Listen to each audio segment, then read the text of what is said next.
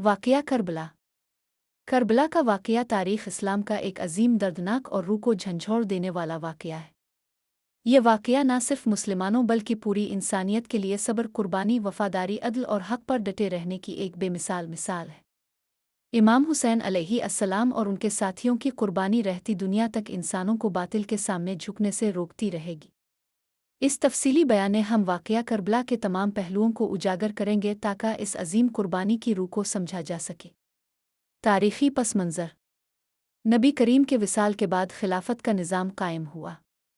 खुलाफ़ाए राशिदीन के बाद बन्नू उमैया ने इक़्तिदार संभाला। यज़ीद बिन मुआविया की बादशाहत का आगाज़ 60 हिजरी में हुआ।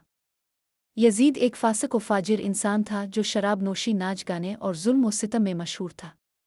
वो चाहता था कि तमाम मुसलमानों से अपनी बैत ले ताकि इसका इक़्तिदार मुस्तहकम हो जाए। इमाम हुसैन अलैहिस्सलाम का इनकार बैत। यज़ीद ने मदीना के गवर्नर वलीद बिन उतबा को ख़त लिखा कि इमाम हिसी से बैत ली जाए, अगर वो इनकार करें तो कत्ल कर दिया जाए। इमाम हिसी ने इनकार कर दिया क्योंकि वो जानते थे कि यज़ीद की बैत गोया दीन इस्लाम की रूह को दफन करना है। इमाम ने फरमाया, नस्ल ले आब आने आम नस्ल या, यानी मेरे जैसा इस जैसे की बैत नहीं कर सकता। इमाम हिसी ने मदीना से मक्का हिजरत की ताकि किसी भी तसादुम से बचा जा सके।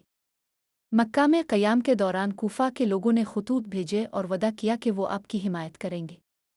कूफा की दावत और सफ़र करबला। इमाम हिसी ने अपने चचाज़ाद भाई हज़रत मुस्लिम बिन इक़्ल को कूफा रवाना किया ताकि हालात का जायज़ा ले।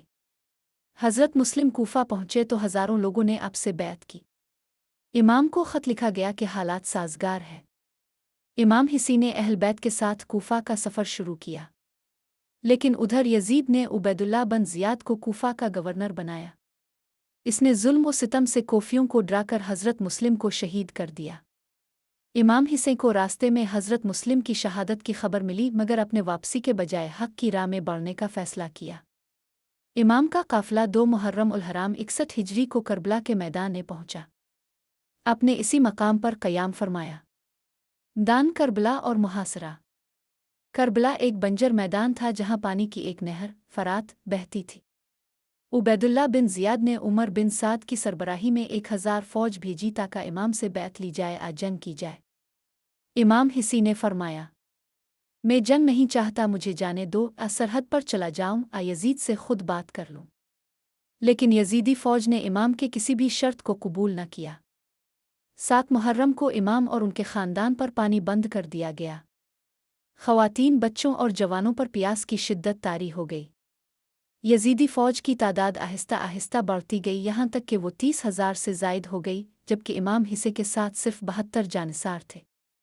शब्न आशूर, कुर्बानी का पेश ख़ैमा। 9 मुहर्रम की शाम को इमाम हिसी ने अपनी फ़ौज को जमा किया और एक तारीख़ी खुतबा दिया, जो जाना चाहे चला जाए, कल हमें शहीद कर दिया जाएगा। इमाम के जानिसारों ने वफ़ादारी का मुज़ाहरा किया, ख़ास तौर पर हज़रत अब्बास, हज़रत अली अकबर, हज़रत कासिम और दीगर असहाब ने कहा, अब्बा अब्दुल्ला, हम आपका साथ छोड़ने वालों में से नहीं, हमें 1000 बार मारा जाए, हम फिर भी आपका साथ न छोड़ेंगे। इमाम हिसी ने रात को इबादत, दुआ और तिलावत कुरान में गुजारा। वो एक रूहानी रात थी जिसने अगले दिन के लिए कुर्बानी का हौसला फराहम किया।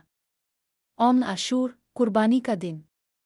10 मुहर्रम उल हराम 61 हिजरी का दिन तारीख़ इंसानियत का सबसे दर्दनाक दिन बन गया। इमाम हिसी ने फ़जर की नमाज़ पढ़ाई और जंग की तैयारी की। शहादत का सिलसिला शुरू। इमाम हिसी ने अपने अहल बैत को एक एक करके मैदान में भेजा। हज़रत अली अकबर, इमाम के जवान साल बेटे, दुश्मन के सामने डट गए और शहीद हो गए।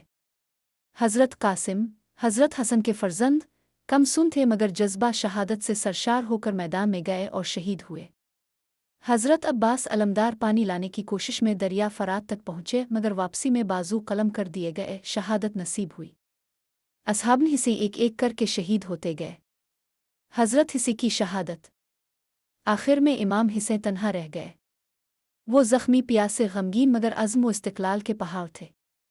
दुश्मनों ने आप पर चारों तरफ से हमला किया। शमर लईन ने सर मुबारक तन से जुदा किया। आपकी शहादत के बाद अहल बैत की खैमागाह लूटी गई, ख़वातीन व बच्चों को कैद किया गया। अहले बैत की असीरी और खुतबा ज़म।